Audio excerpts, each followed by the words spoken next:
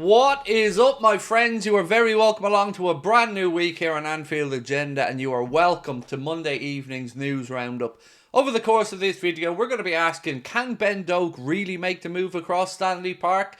Who's interested in Caoimhín Kelleher? We're also going to give you the latest on Liverpool's pursuit of a striker, namely Hugo, you know, the guy whose surname I still can't pronounce. We're going to talk about him and why he perhaps is looking more likely to join the Reds. That and lots more to come over the next few minutes.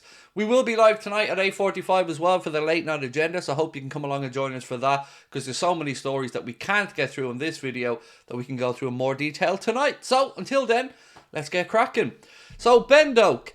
Late last night, a story came out to suggest that the unthinkable might happen, and this piece from the Mirror said that Ben Doak has emerged as a surprise summer transfer target for Everton. Now, look, it's not impossible for Liverpool and Everton to do business. It has been done before, but it's been a while, and it kind of got me thinking.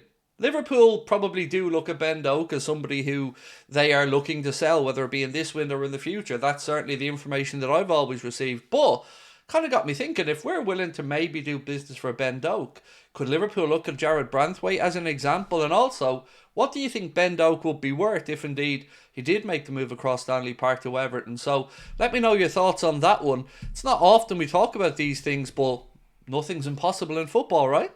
So, Caoimhín Kelleher, we know that he's most likely going to move on this summer. We know that Liverpool will receive a decent transfer fee, but it looks like Chelsea are preparing an offer of about £40 million for Caoimhín Kelleher. They're going to sell Kepa to Bournemouth. He's been on loan there this season. That looks like it's gone well for both parties. So, Caoimhín Kelleher, £40 million to Chelsea. I would argue he's better than the goalkeepers Chelsea currently have on their books. So, again, really interested to know your thoughts on that one. So, I want to move on now to speak about Hugo EKITIKE. And again, excuse my pronunciation, but Fabrizio Romano has been speaking about the fact he believes that Hugo is going to make a move to the Premier League. He said, I expect EKITIKE to play in the Premier League next season. I said that 10 days ago, and I keep insisting as there's this feeling within the industry. There are contacts already from several clubs. It's too early to indicate a favourite. But Spy on Cop HQ on X made a very good point, and I can see a world where this happens for Liverpool. He said, sell Núñez to Saudi for about 60 million quid. So far, realistic enough, right? That's kind of the figure we've been talking about before. Get Hugo for a similar price, less wages than Núñez, and 3 years younger than Núñez. Goes on to finish with a typical FSG/Michael Edwards type of signing and scenario. I don't disagree. Look, we would all have our own favourites. For most of us, Isak, Julian Alvarez will be at the top of the list. But what Spy on HQ said there feels very realistic to me, and it is a situation that I can see happening. So your thoughts on that? Would you be happy enough if Hugo was that guy through the centre and it was funded basically by Darwin Núñez? So we also got confirmation today from the club that Liverpool will head back to Asia for this season's pre-season tour, playing against AC Milan in Hong Kong and China before a first ever summer visit to Japan. So Reds over in Asia, congratulations. The boys are coming over this summer, and hopefully ticket details and stuff like that become clear soon. Now, let's talk Milos Kerkez, because this is a deal that looks like Liverpool have in their sights and want to make happen. MSI Douglas has said today, one source characterised Liverpool's work on Milos Kerkez as meticulous and have done their proper due diligence. He's the last man standing in the three-man shortlist of Nuno Mendes and Alphonso Davies, who both recently signed new contracts. So I'm going to go out on a limb here and say I think Liverpool are going to make this play. 40 to 45 million pound is the numbers that have been spoken about.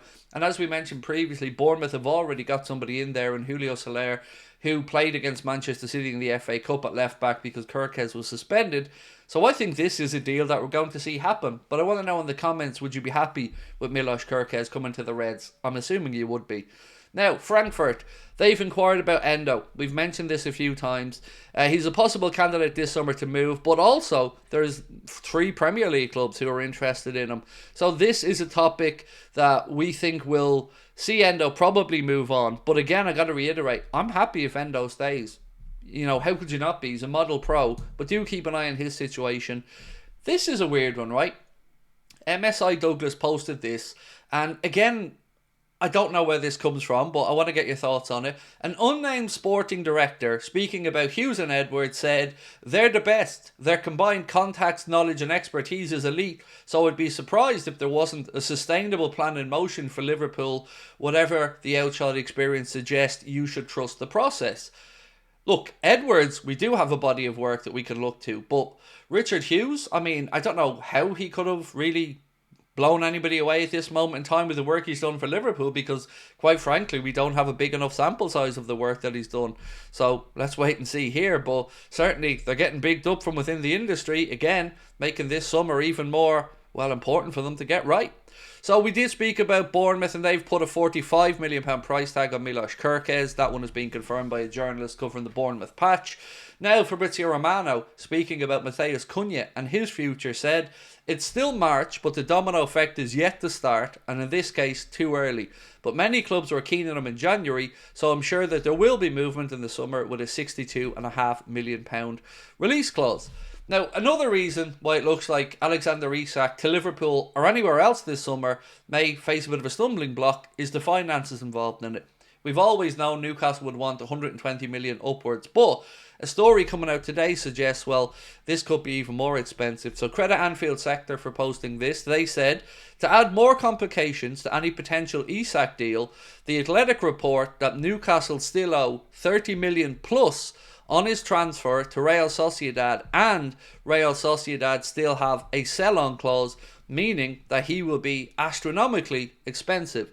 Now, what bothers me about this situation is we would have known this from the outside. So all this talk about Isak in the media and all this stuff, all of this would have been known from our side. So why are we still pushing ahead with a player who we already know is probably unrealistic for a whole host of reasons?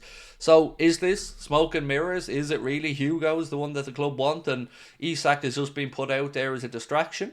Again, I've always found it hard to believe Liverpool would pony up the dough for Isak, but it's starting to make sense now if it is Hugo and we move Darwin on, because, as we know, the net spend effect of that would be, well, close to zero. In fact, we'd probably save money with the wages.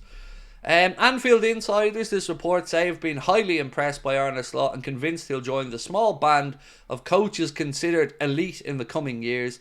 Now he needs to be repaid with reinforcements and newly signed contracts.